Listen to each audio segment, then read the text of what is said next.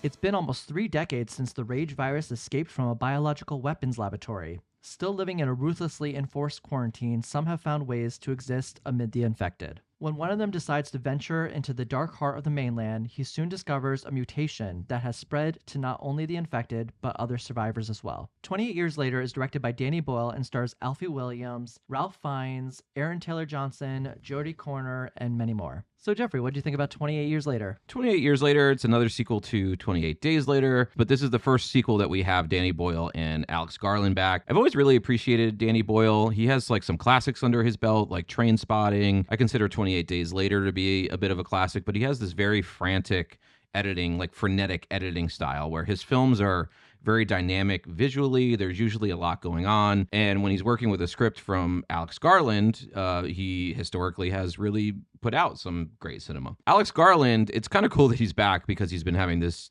directorial career. We've covered a lot of his movies on this channel, and we always disagree about them. So I'm touch and go about Alex Garland, but I've always really appreciated his work as a screenwriter, which is interesting because I haven't loved his work as a director. But anyway, we'll talk about that in a little bit. So I'm a massive fan of the first film. I think the first film has this punk rock aesthetic that feels deliberately stripped back, almost like you're watching a home video. All these things that are happening are so relentless in its pacing and so cynical in its worldview that you barely have time to catch your breath a lot of the time. That pacing is replicated here, even though we get a film that's a lot more contemplative and really, dare I say, like aesthetically beautiful to look at. We're spending a lot of time in the countryside of the UK, and frankly, so many of the visuals are just a marvel to look at. It's a film that's imperfect, but I think mostly juggles its tones fairly well, except for the very end. We get a first half that's more intense and violent, and we get a second half that's a lot more contemplative and philosophical, much quieter and honestly devastatingly tender at a couple moments towards the end of the film. It's not perfect, but I think as far as sequels go, it's a movie that adds a lot of value to the first film. Like, we see new evolutions of zombies, we see this extended meditation on what happens to the world once the world has forgotten about death. We have these touching ruminations on mortality and like the finality of being human. Ultimately, this film proved to me that you can essentially write a stirring, interesting coming-of-age drama within a zombie movie framework, and I thought that it was pretty effective. I agree. I'm going to back up slightly because I want to talk about my experience with 28 Days Later. I had just seen it for the first time last week, preparing for this movie. If you have not watched the channel, that might come as a little bit of a shock to you. I mean, it's widely considered a cult classic. So if you have seen the channel, you will know that I do not seek out horror movies. But lately, they have been seeking me by force of this channel. Yeah, it's also not my fault that a lot of horror films get a lot of buzz. So listen, we have to cover it for the people. So we have to review it. And here I am having to review it. So as I said, I watched 28 Days Later for the first time this past week. As you can expect, I did not enjoy myself. I don't think these movies are that scary, but I don't know. Maybe it's just the dark subject matter Yeah, or it's whatever. that and the gore. Really violent. Yeah, and the blood. There's a lot of blood in these films. Yeah. Anyways, while I didn't love it, which I assume is to be expected, is also, you have to think about just a blind spot in my criticisms of films such as these. I mean, in comparison, Zombieland is like an example of like how I could deal with zombies in movies and gore. But with that said, you know, there are things that I did appreciate about the film. I really loved this guerrilla style filmmaking. It's obviously using this old DV camera. I think it was like some kind of Canon XL1 or something like that. There is this run and gun atmosphere to having to rush from one place to another. That really benefits the camera work in this film being like very shaky, and also like the footage being like more grainy and unclear really kind of mirrors that disassociation that a lot of these characters are having. I also liked, from a character perspective, seeing Cillian Murphy's character evolve from someone who was pretty disconnected and scared at the beginning of the film to someone who starts learning from their surroundings, such as the way the zombies behave. Like, they had this unhinged, raged quality about them. And so I think he like starts to learn from them, as well as the unhinged, rageful people that he comes across, and he adapts and he takes on those qualities without actually having the virus himself at the end of the film to basically save those that he cares about. Could I just say, I haven't watched this movie in, I don't know, 15 years or so. I think it still rips. Like, I think it's really good. You had mentioned, too, that the budget shows itself at times when we were talking afterwards. I definitely understand that, but I was pretty engrossed, and I'm really into some of the technical things it was doing. I thought it was effective. Yeah, I think it was effective in so many ways. In other ways, as you said, I thought it was a little bit less effective, or its age was showing. I noticed like the close-ups are so close up at certain times. It's like taking away from your ability to perceive the environment. I don't know, maybe that's a good thing, because if zombies are chasing you, you can't really perceive your environment. You can't really stop and look at it. When it comes to 28 years later, I have a lot of the same thoughts. I love the filmmaking style, definitely more elevated than 28 Days Later. You could tell that they are sitting on shots that show us these wonderful vistas and landscapes. I also appreciate, in comparison to its predecessor, how loving and tender and caring it could be amidst all this pain and suffering that's happening at the same time. So yeah, that's pretty much my initial thoughts of the film. I did not love it, as is to be expected with horror films and myself, but found a lot to appreciate in this. And for me, I thought it was better than the original. I have like a tender spot for the first film, but I think there are some ways in which this film is a little bit better than the original as well. There's some ways in which it's not quite as good, but actually I thought it was a totally worthy follow-up. So maybe we should start with the first part of the film, which is essentially an action horror thriller. Like, there's a variety of zombie attacks. We see Spike, our main character. He kills his first infected, and we get this kind of thoughtful and well-written orientation of the world. So we see the community he lives in. We see in the mainland, which is where they gather resources. And this is his first time going out. He's a 12-year-old boy. So there's a variety of close calls, suspenseful moments, like really grisly violence. As you were saying, all of this is shot and executed with a remarkable amount of skill, I would say. It's always a good reminder that Danny Boyle really knows how to effectively stage action sequences and edit them in a way that's really interesting. Like, the editing is so frantic and unhinged. It adds to like the sense of unease that's really permeating the first half of the film. And again, like, the locales are gorgeous, but they're shot in a way that's like slightly off kilter. Like this, Danny Boyle loves a Dutch angle. And the way that the Dutch angle looks just like slightly off, even though you're looking at something that should appear normal, I think is an interesting way to view this world, because this world is a world that we recognize, but quite a bit off kilter because the infected have inhabited it. It's intercut with some black and white scenes of King Arthur type stuff, like medieval men shooting arrows and knights riding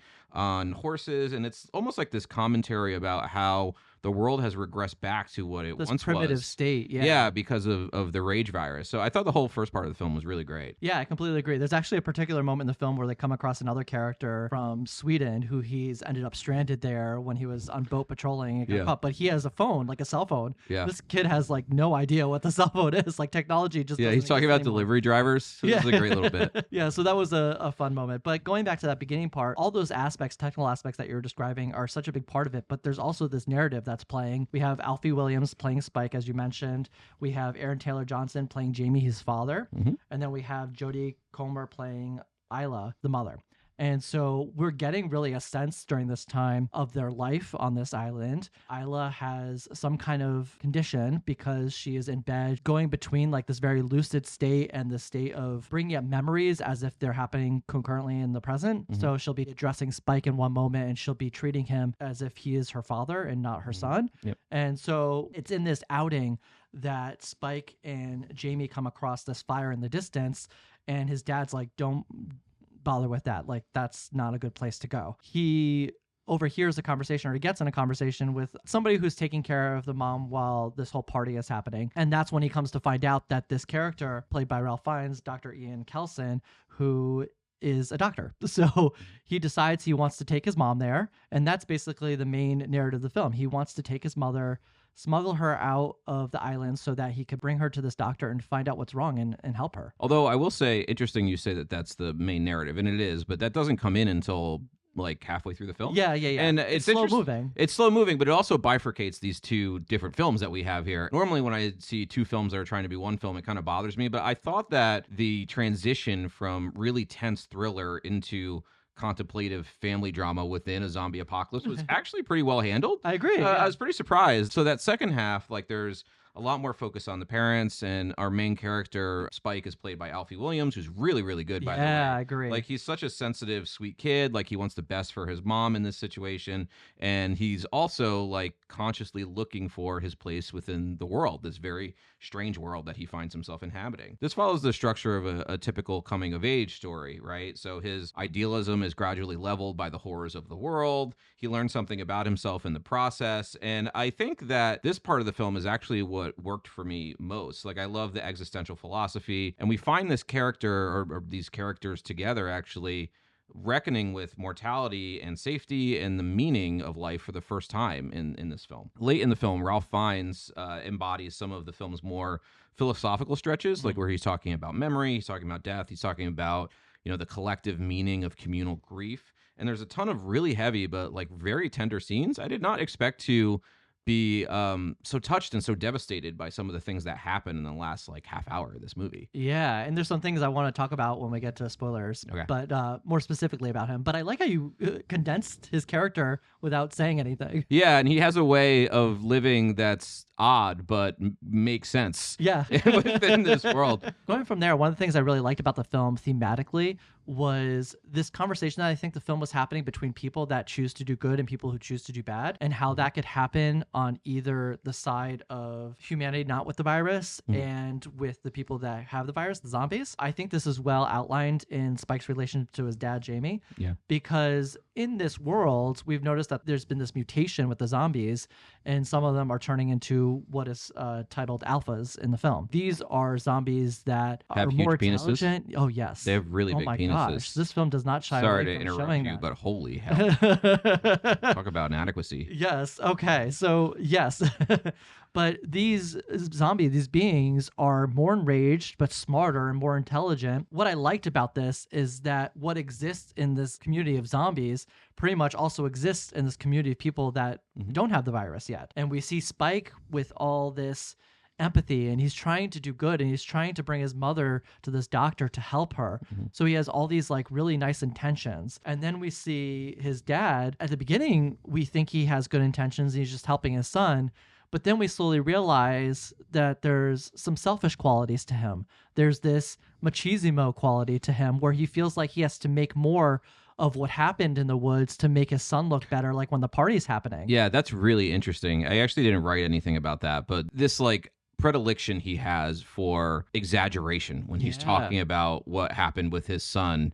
It's just, it feeds so much into like masculinity and the idea of like telling a really good story. And I haven't totally unpacked it yet, but you just like joggled that in my mind, how interesting that was within this film. But to me, that's like a mirroring of what the alpha is in the zombies. Totally. Is that Jamie's character as the dad. He's like very much aligned with that person, even though one has a virus and one doesn't. Yeah, and Spike has the refuge of his mother where he goes back to her and he says, "They're lying, Mom. They're lying about me." There's a scene that kind of deals with that on the zombie side, something about empathy and humanity. And so that's something we'll explore in a little bit. I love the sound design in this film. So it's almost like the screams and the score and the environmental noise and this dense pummeling sound design are all weaving in and out of each other and becoming one throughout the film. The sound designer here is Johnny Byrne, who also did The Zone of Interest, and he usually works with Jonathan Glazer. He has a very, very punishingly intense sound design style, so it doesn't surprise me that he did the design for this film, but I think it's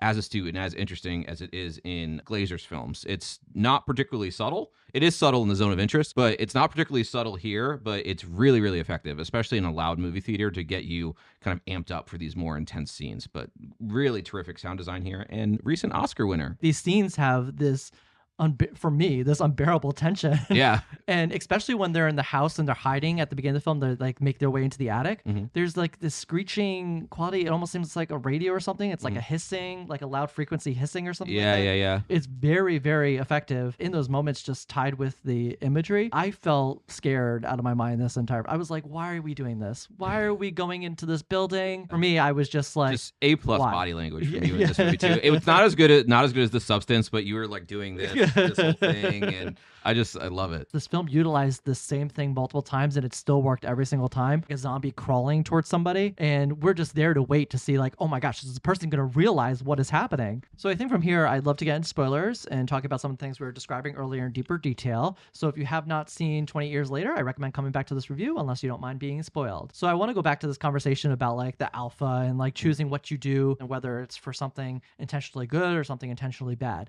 And so on the flip side, there's the scene that happens with this pregnant zombie. The mom like is hearing the screams in the train and she's just gravitated towards this. She's just walking inside the train. You're like, why? This was another moment I was just like, why are we doing this right now? I'd be going the complete opposite direction of these sounds out of fear. She walks in there. She notices the pregnant zombie and she helps it give birth. But the zombie actually holds her hands and they're kind of working through this whole thing together. But it also goes back to that whole empathetic quality that certain people in this world still have. The movie is dealing a lot with mortality and like the meaning of life and like existential metaphysical questions of that nature. It's interesting to bring in a baby, which I think symbolizes the birth of life. Like, that's our main hope in the film, is that this is like the cycle of life as the mother is dying, that we have a new life that now replaces it. It's also interesting too, and I haven't totally unpacked this, what it means for a pregnant infected to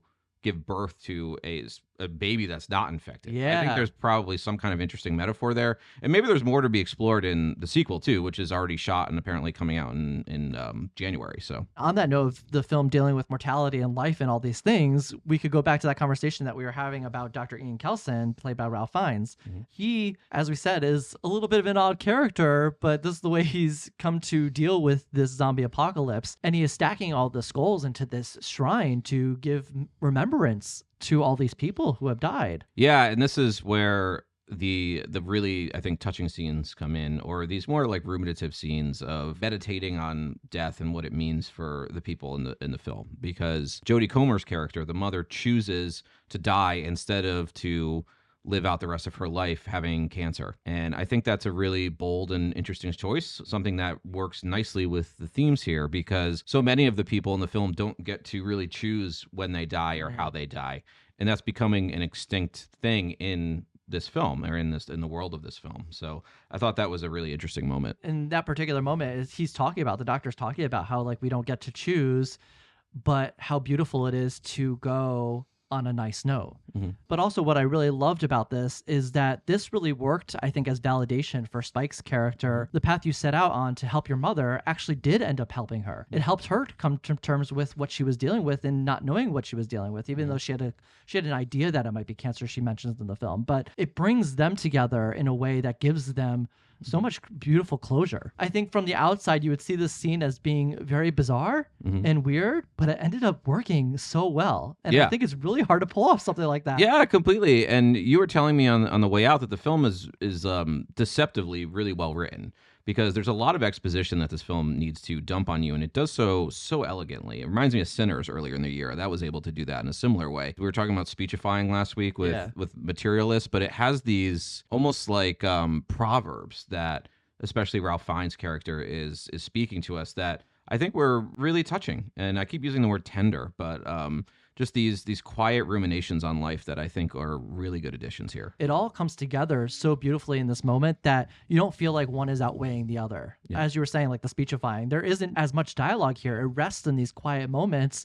with these little proverbs. So you get the little dialogue statement, and then you see reflection happening in the character's eyes. Yeah. And that says everything that you need to know. I guess one thing to talk about is the way that this film ends. This movie ends in a way that's kind of strange, and tonally, I think doesn't make a lot of sense with what came before it. I think is probably just more of a, like, almost the opening scene of the next movie, whatever the next movie is going to be. But I don't think it fit that well. I will say that for all of the runtime, I mean, this is maybe a minute and a half of the movie. Oh, yeah. I've seen a lot of people in the reactions that are just way overemphasizing this scene, in my opinion. Like, it ruins the movie. I don't think that at all. I think that it may be thematically linked in an interesting way, because essentially we find this, like, gang that's dressed like Power Rangers. It knows all these martial arts. Yeah, it may be the boy from the beginning, from the prologue. I'm not totally sure, but they had a close-up on the cross upside down, so I thought maybe it might be him.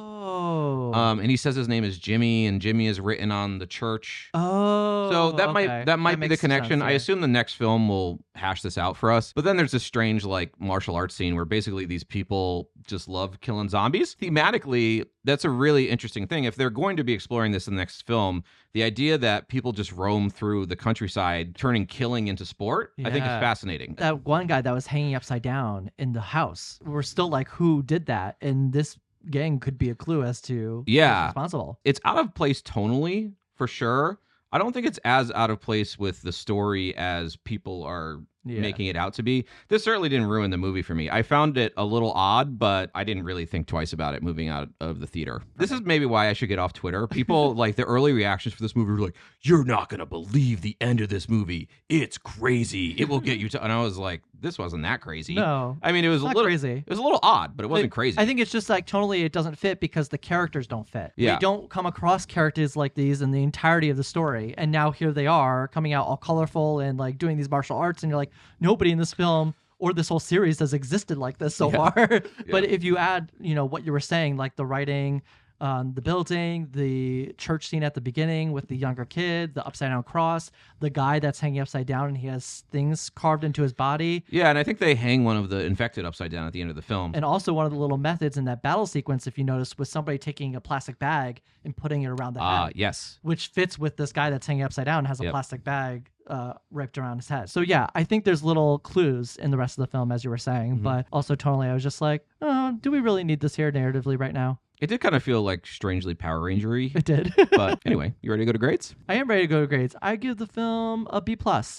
I did not love it. I did not enjoy myself. I was scared. I did not like the jump scares. They made me jump in my seat. It was gory. There was too much blood. That scene that we were talking about where somebody was kind of like hanging upside down. This happened in the spoiler sequence, but I'm not spoiling it by saying that there's a man that's just hanging upside down. But there's some in the trailer too. Oh, it's in the trailer. Okay. But there's this gruesome thing about his head being bagged up and the blood. What's happening with that? Oh, yeah. Oh, It's just like... no. How do you think that smelled? You think it smelled bad? No, that's one of the things about this film that did it really well. Everyone's really dirty. You could smell this film without actually being in it. You have these sequences where the young kid is like coming into rooms and they all just like viscerally react. The film was very effective at making you feel like you could smell something that you can't actually smell. So yes, I give the film a B+ for being super effective, narratively very beautiful in terms of this relationship story, especially between the mother and son, being an alpha and what I think society would like call like these macho men would call betas, but it's really just like, oh, I'm just leading my life, treating people with respect and with empathy, and like, what's wrong with that? It's like super gay, bro. Yeah, so